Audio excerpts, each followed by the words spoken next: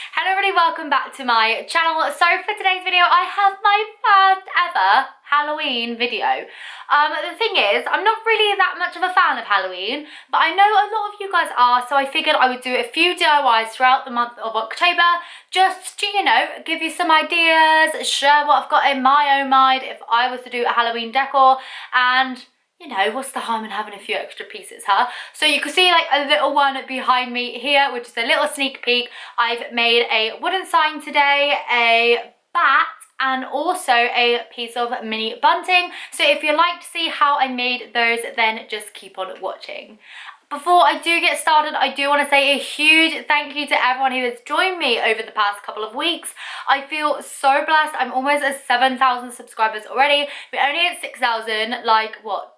A week, 2 weeks ago, around about there. So I'm so excited to be able to hit 7,000 so soon. So if you're not already, please do hit that subscribe button if you enjoyed today's video. I love to do DIY home decor on my channel, as well as taking you around shops, showing you what I've bought in shops, and then doing a little vloggy piece every now and again. And yeah, hopefully you enjoy it, and I will see you at the end of the video once it's all done. So for the first DIY, I actually used some black satin fabric that I had left over in my fabric collection. This was the only black fabric that I had, so I just went ahead and used that. Using a white chalk, I just marked out the outline of a little chubby bat. I just did this freehand because I wanted it to look quite primitive as well as being really cute and chunky, so I thought what better way than to do that myself. I then went ahead and moved over to the sewing machine. I backstitched along one end of the wing and then just used a simple straight stitch all the way around the outside of the bat. I did a back stitch just to hold the stitch in place. I always do this and always recommend it, as sometimes when you're turning your shape inside out, it can, you know, unravel a little bit, and you do not want that after sewing so much. So once you have all of your shape then sewn, what you want to do is make sure you leave a 1 to 2 inch gap, depending on, you know, how big your fingers are basically.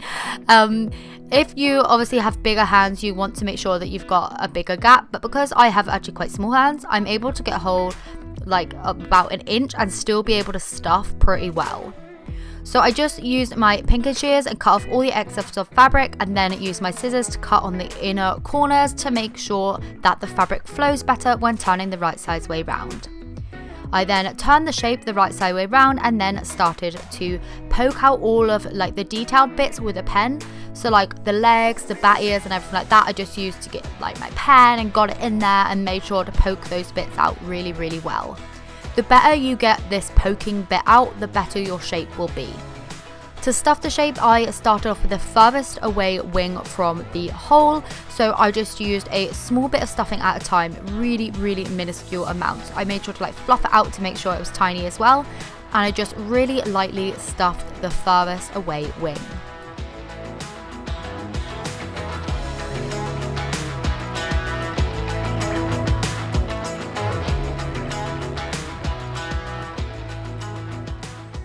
So once that wing was then fully stuffed, I actually just wanted to like separate it.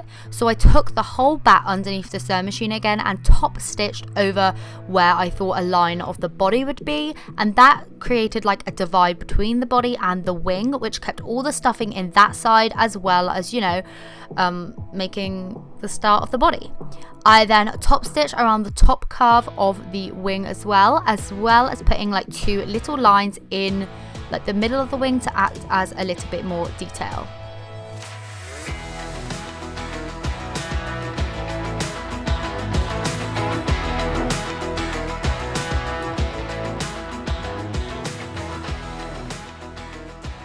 As you can see here, the wing has now taken shape and it just looks perfect. So like I said, I wanted this bat to be really, really chunky and chubby and really, really cute. So I actually really overstuffed the body shape. I put that divide in so I was able to, you know, make the body stand out a little bit more than the wings, and then the wings could like lie a little bit flatter, almost as if they weren't a part of the initial shape, even though they were. So I stuffed this shape up completely and then did another line down that side with my sewing machine, top stitching away to seal all of that stuffing into place.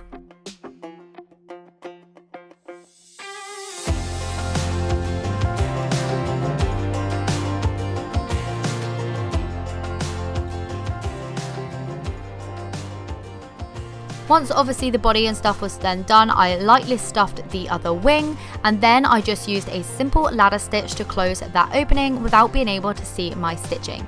I then went ahead and went underneath my sewing machine again and did the same pattern that I did on the other wing on this one, so that I had, you know, the top stitch detailing on this one as well, and it just evened itself out.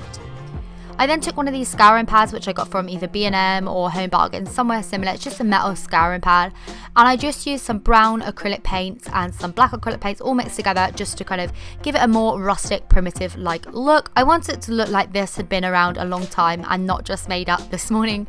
So yeah, that's what I went ahead and did there.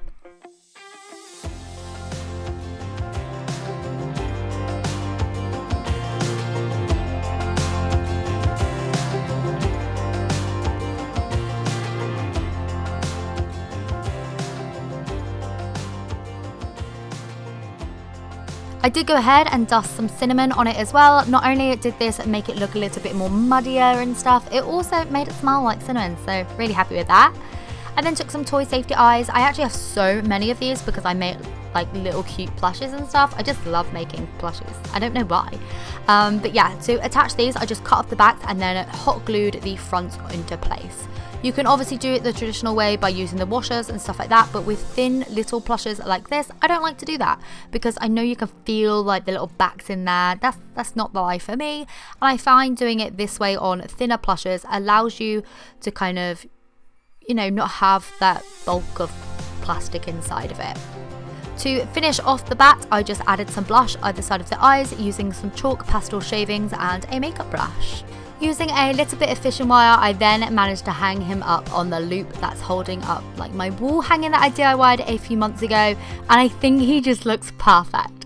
I think he's so cute, he looks so primitive as well as a little bit vintage, and yeah, I just love him so much. So moving on to the second DIY, I needed to make a little template. So in order to do this, I took some card and just folded it in half and then cut out this shape by cutting a diagonal and then straight back up. I then took this template on 6 pieces of cotton fabric, cutting around each and then just, you know, cutting around the template. So I had 6 pieces of cotton in total, all the same shape and size. Next, I took some cotton bias tape and I took about 1 meter of this actually and just laid it down flat. I then took some hot glue and just hot glued down 2 pieces of fabric at a time just to keep them in place with about 1.5 inch gap in between each flag. This is just to hold it in place because I don't really like pinning, but you can of course use pins if you want to. I can never be bothered with pins, you know? So anyway, I moved over to my sewing machine and sewed around each of the flags going through both the top and the bottom piece of fabric. The reason I chose to do 2 pieces of fabric here was just to make it look a little bit more structured, a little bit more put together, more expensive, you know, rather than just having one odd piece of fabric hanging down. I find the stitch makes it look more handmade and I just really like to do this. So yeah, I did that. I also made sure, if you can see here, to overlap a little bit and go onto the bias tape, which also holds the flag into place. I did this stitching on all 3 of the flags, moving on to each one after I finished the last. So in order to, you know, make it into proper like bunting and make it all neat and everything, I took one end of the bias tape and folded it in half, popped down my like foot thingy of the sewing machine, did a backward stitch, and then I just stitched all the way down the bias tape, folding it over as I went along. So as you can see here, I'm just sewing a bit, folding it, sewing it, folding it, sewing it, folding it. You want to make sure that your bias tape overlaps the raw edge of any of the flags just to keep that all into place and neaten it all up.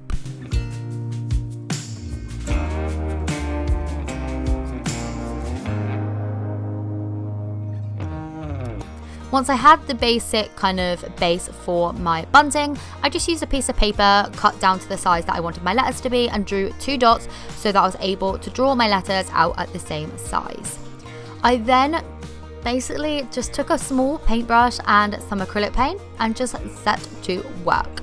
So if you have a Cricut or a Silhouette kind of vinyl cutting machine, this would be a lot easier. You just want to cut some letters out, iron them on. I don't actually have one. It's been on my list to buy for the longest of times, but I thought today I would just paint it on instead of spending £200-300 on a vinyl cutter for one piece of bunting. So yeah, this is a great alternative if you don't have a vinyl cutter or anything like that, then you could just paint it on. Some places do suggest cutting out little felt letters, doing it with a Sharpie, anything like that. I don't recommend the Sharpie technique because I know it can bleed into fabric, so I would recommend using acrylic paint and a little paintbrush. To add a little bit extra detail to my bunting, I just took some of that black fabric that I had left over from the bat, and I just cut small strips off. To rough them up a little bit, I just used my fingers and thumbs and just kind of scraped out some of the excess fraying and just made it a little bit more tatty looking.